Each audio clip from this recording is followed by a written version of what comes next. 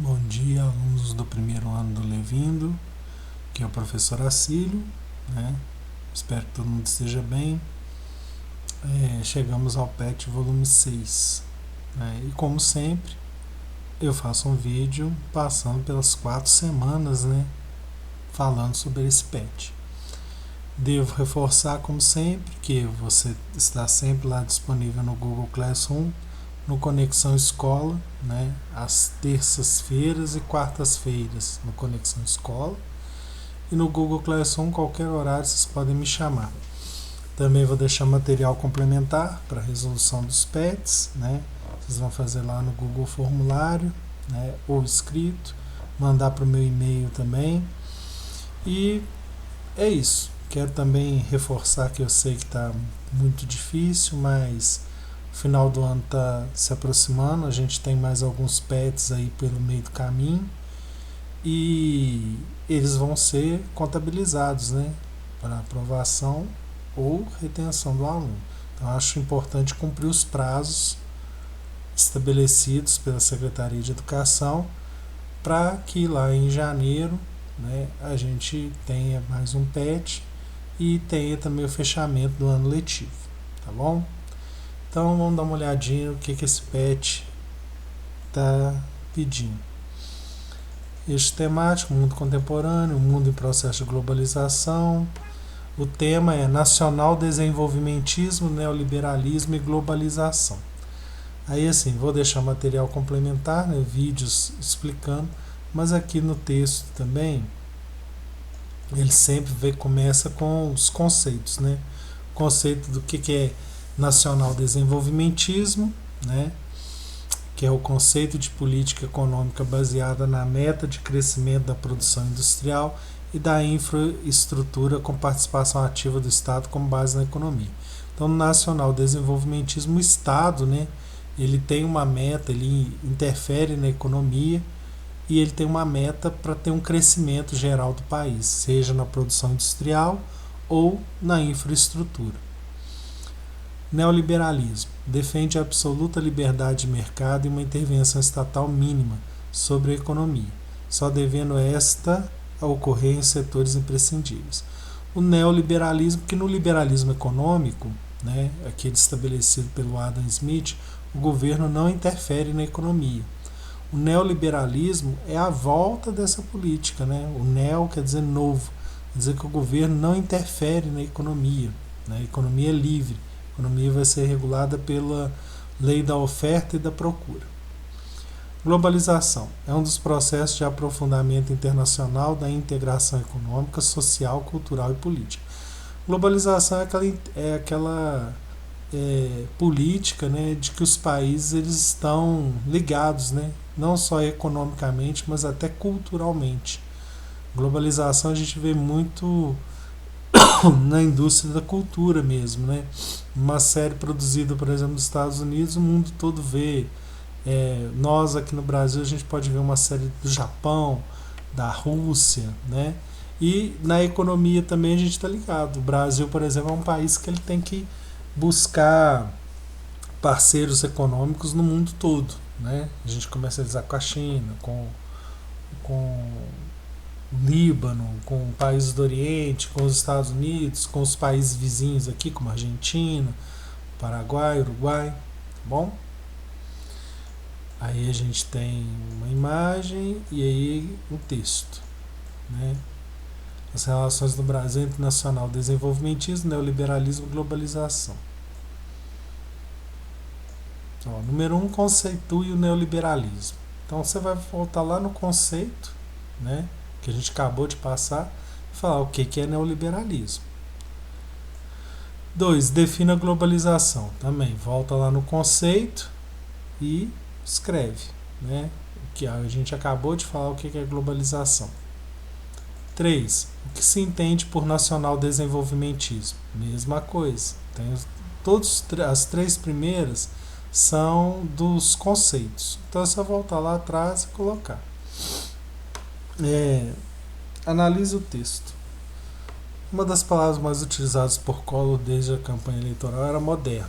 Prometia modernizar o Brasil e sua própria figura jovem bem como a de alguns de seus ministros, forneciam suporte a esse tipo de discurso.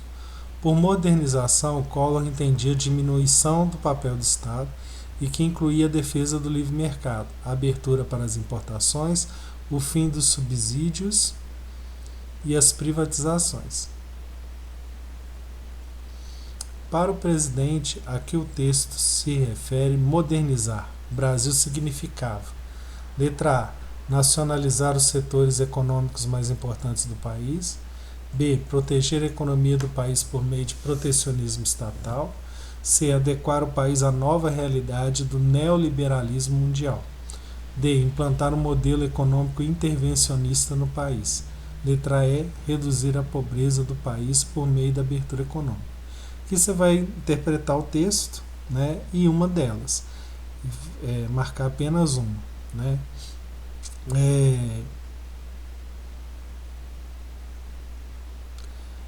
Lembrando que intervencionista, gente, quer dizer que o governo intervém na economia, tá?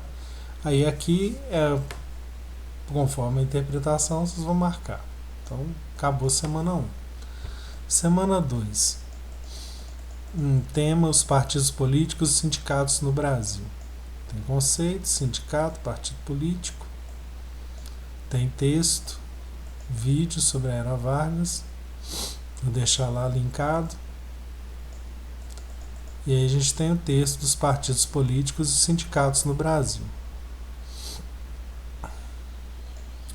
Número 1. Quais as principais mudanças observadas nos partidos políticos e grupos sindicais no Brasil de 1930 a 1994? Aí essas mudanças, esse texto aqui, ele vem falando lá desde a Revolução de 1930, tá? Aí ele fala sobre nazismo e comunismo, influenciando partido político e sindicato, controle do Estado, consolidação das leis trabalhistas, até 64. Aí o que acontece? Você, na realidade, você vai fazer na número 1 um resumo do texto, porque você vai falar das mudanças, você deve falar como que era o partido político e grupo sindical em 1930, aí você vai achar a data aqui, 1930, e falar mais ou menos, e falar um pouco até 1994. 1994, aí a gente tem aqui, 1945, eles falam um pouco, 64, ele não fala da data de 1994 especificamente, mas aqui nesses governos aqui, Collor e FHC, é lá na década de 90, entendeu? Então, olhar o texto e falar dessas mudanças. 2. O que foi o peleguismo? Peleguismo, dentro do texto aqui, deve ter definição. Quer ver?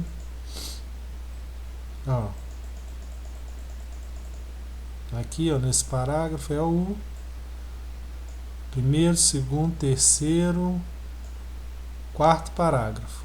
Aí aqui ele já está falando o que é peleguismo, nesse parágrafo.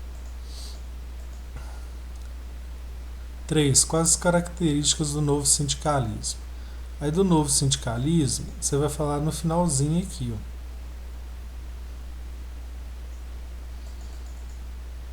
um novo sindicalismo, nesse último parágrafo aqui, Aí o último parágrafo meio que já fala o número 3, tá? Número 4. O governo Vargas tornou-se sinônimo de intervenção estatal. Embora essa política intervencionista tenha adquirido força no Estado Novo, pode ser percebida durante toda a chamada Era Vargas. Sobre a Era Vargas, é correto afirmar: letra A. O Departamento de Imprensa e Propaganda, embora impusesse limitações à imprensa, seguiu a orientação do Estado, sem propaganda do governo e sem influência sobre a opinião pública. B. O governo na questão agrícola extinguiu diversos institutos, entre eles o do açúcar e do álcool, o do pinho, o do mate e o do cacau, e centralizou as ações do Ministério da Agricultura. Letra C. Os principais opositores do governo foram facilmente cooptados pela política governamental de conciliação, e políticos com visões opostas, como Luiz Carlos Prestes e Plínio Salgado, atuaram como ministros de Vargas. Letra D. O movimento sindical passou a ser tutelado já no início do primeiro governo Vargas, com a Lei de Sindicalização, março de 1931, e em decorrência, o sindicato tornou-se um colaborador do Estado, com o objetivo de intermediação e atenuação do conflito entre capital e trabalho.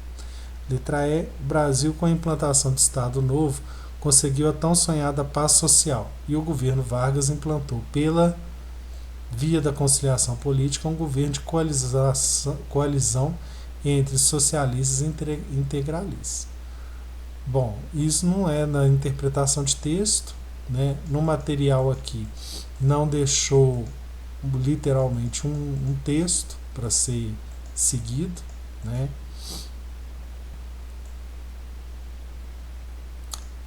Aí acontece o seguinte, vou deixar linkado lá o texto que é pedido para ajudar a resolver essa, porque essa vocês têm que ter visto talvez a aula lá da Se Liga na Educação, né, para poder responder essa questão, tá? A questão de marcar X, aí vocês têm que dar uma lida sobre o governo Vargas para tentar responder essa questão. Semana 3. Brasil e Estado de Bem-Estar Social. Aí tem conceito, Estado de Bem-Estar Social, organização política em que o Estado se compromete a garantir o bem-estar econômico e social da população. Também é chamado de Estado-providência, onde o governo adota medidas ativas para proteger a saúde e o bem-estar geral dos cidadãos, especialmente aqueles em necessidade financeira. Esse estado de bem-estar social, ele surge depois lá da crise de 1929, porque aí houve uma crise mundial econômica em que a economia era livre e os Estados Unidos seguiu o liberalismo econômico e ele adotou uma intervenção estatal, chamado keynesianismo. E aí a partir daí o Estado se criou o welfare state, o estado de bem-estar social, que o Estado tem que fornecer, prover, né, um bem-estar social e econômico para a população. Esse estado de bem-estar social, a gente vive ele até hoje, porque a intervenção estatal, o governo é que decide, por exemplo, o preço da gasolina, quem que decide? O governo. Quem que a gente quer que resolva uma crise econômica? Né? A inflação está muito alta, o dólar está disparando. A gente quer que o governo provenha isso. E aí o governo ele tem que prover tanto a questão da parte da economia quanto a parte social, como escola pública, educação, saúde, né? Então, isso que é o estado de bem-estar social.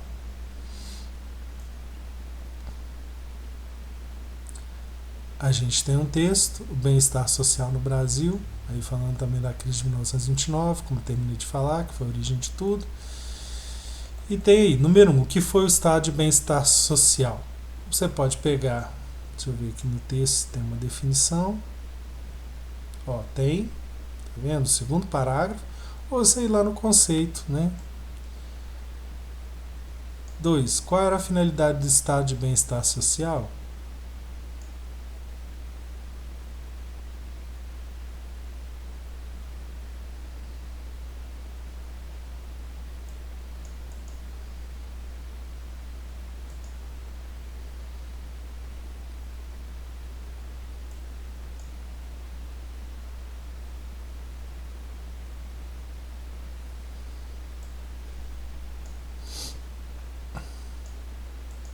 Qual que é esse objetivo do estado de bem-estar social? O que ele tem que promover, né? E em função de que ele tem que prover? Número 3. O estado de bem-estar social, também conhecido como welfare state, caracteriza-se: letra A, pelo enxugamento da máquina administrativa, busca de estabilidade fiscal e transparência nos gastos públicos. Letra B, pelo denominado Estado mínimo, com atuação apenas na preservação da propriedade e da segurança. Letra C, pela função de fomento da iniciativa privada nas áreas de interesse social, em substituição à atuação direta do Estado. Letra D, pela intervenção direta no domínio econômico, com vistas à produção de bens e serviços à população. Bom, isso é olhar qual que é a característica. Letra E, pela intervenção direta apenas em setores essenciais, como saúde e educação, e fomenta a iniciativa privada para atuação em atividades próprias de mercado.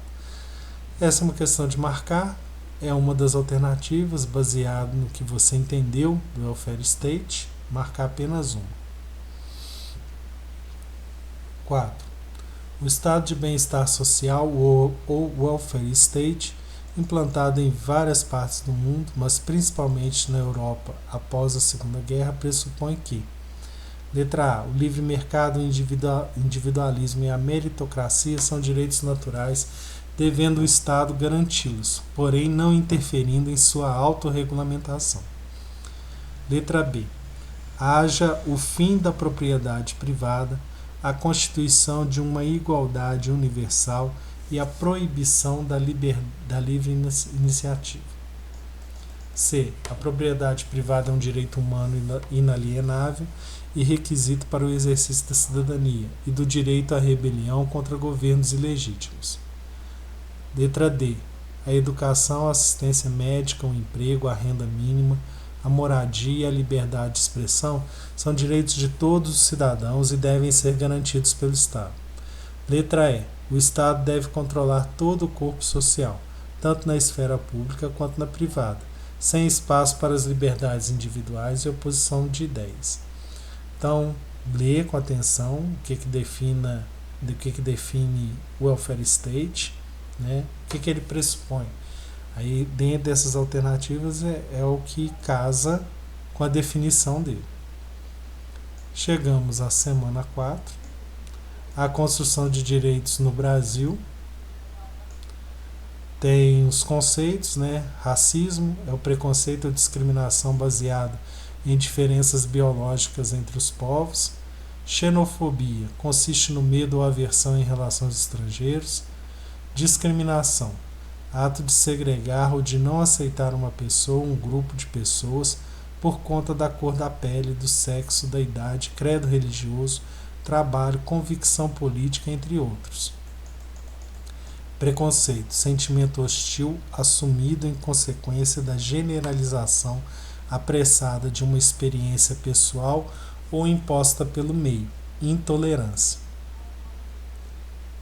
Tem texto, tem um gráfico, mercado de trabalho, né?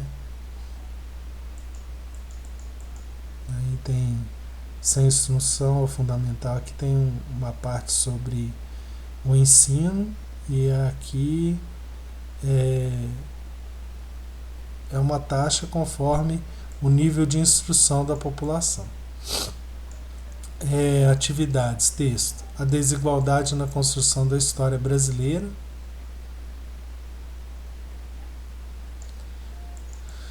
Número 1.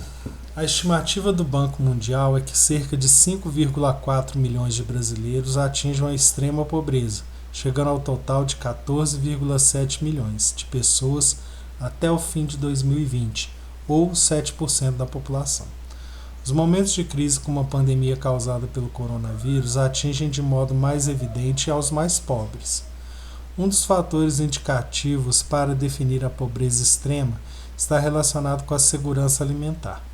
O indicador de segurança alimentar referente ao: letra A, segurança nos transportes de insumos agrícolas. B, acesso físico e econômico à alimentação saudável e adequada. Letra C, condições para a reabertura do comércio de alimentos. Letra D, limpeza de produtos comprados em mercados para a eliminação do coronavírus.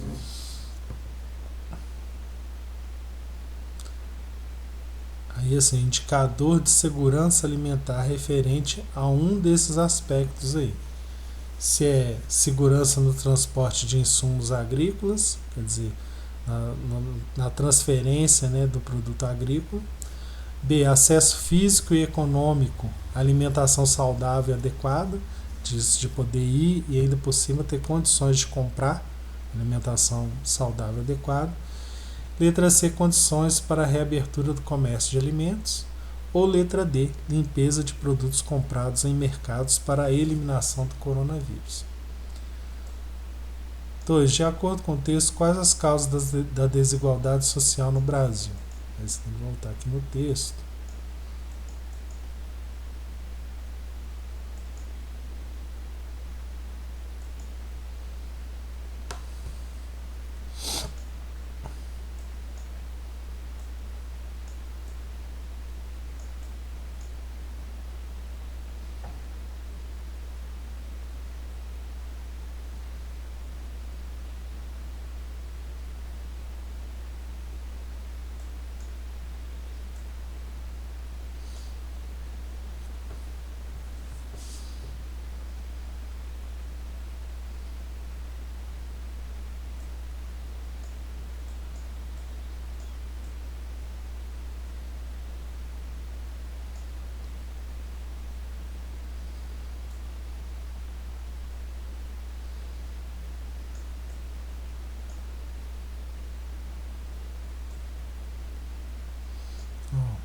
Acho que aqui falando da população durante a colonização, questão da falta de escola, dificultava a integração, identidade do povo brasileiro. Desenvolvimento tecnológico, se eu não me engano aqui, concentração de riqueza acentuada pelo capitalismo financeiro intensifica e agrava os problemas de desigualdades sociais no mundo, como a fome, o desemprego estrutural, a crise ambiental, econômica e política, xenofobia e o racismo. Seria, porque não está estruturado direito os parágrafos, primeiro, segundo, terceiro, quarto, quinto parágrafo. 3. O que é e para que serve o Estatuto da Igualdade Racial? Aí vamos olhar onde está falando de Estatuto.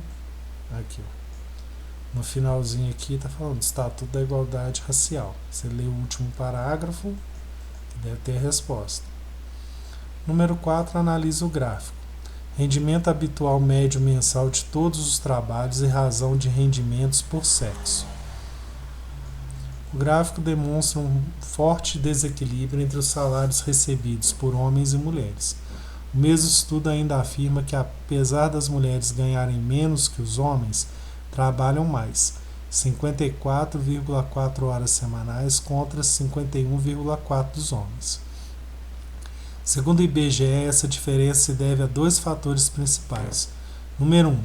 A responsabilização das mulheres sobre o trabalho doméstico, que as obrigam a assumir empregos com horários mais flexíveis para que possam conciliar as tarefas. 2.